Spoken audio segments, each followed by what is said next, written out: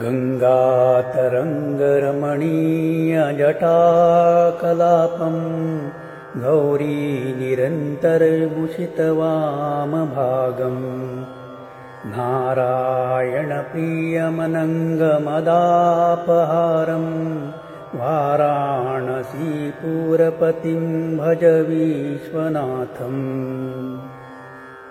वाचामगोचरमनेकगुणस्वरूपं वागीश विष्णुसुरसेवितपादपीठम् वामेन विग्रहवरेण कलन्त्रवन्तं वाराणसीपुरपतिं भज विश्वनाथम्।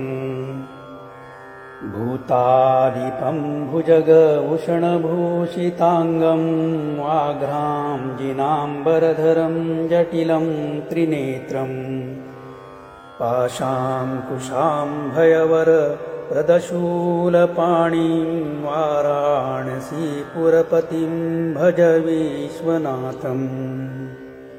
सीतां सुशोभितकीटविराजमानं भाले क्षणानलविशोषितपञ्चबाणम् नागादिपारचितभासुरकर्णपूरं वाराणसीपुरपतिं भज विश्वनाथम्।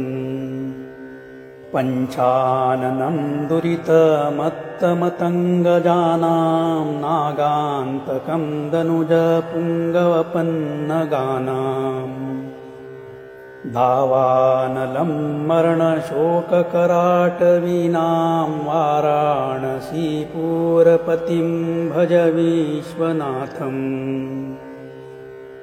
तेजोमयं सगुणनिर्गुणमद्वितीयं आनन्दकन्दं पराजितमप्रमेयम् नागात्मकं सकलनिष्कलमात्मरूपं वाराणसीपुरपतिं भज विश्वनाथम्। रागादिदोषरहितं स्वजनानुरागं वैरागशान्तिनिलयं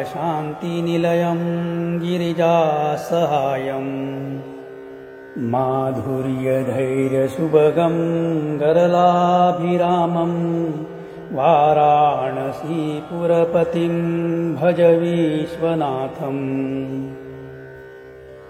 आशां विहाय परिहत्य परस्य निन्दा पापेरतिं च सुनिवार्य मनासमाधौ आदाय हृत्कमलमध्यगतं परेशं वाराणसीपुरपतिं भज विश्वनाथम्।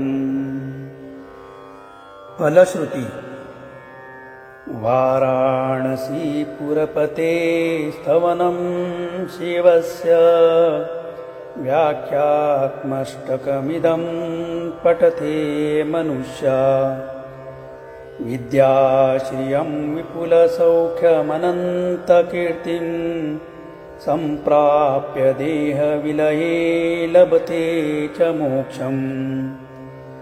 विश्वनाथाष्टकमिदं यः पठेच्छिवसन्निधौ शिवलोकमवाप्नोति शिवेन सह मोदते। इति श्रीमहर्षिव्यासप्रणीतं श्रीविश्वनाथाष्टकं संपूर्णम्।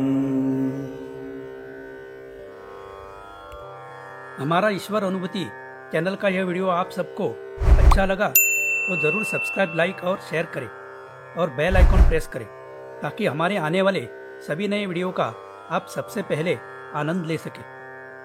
धन्यवाद।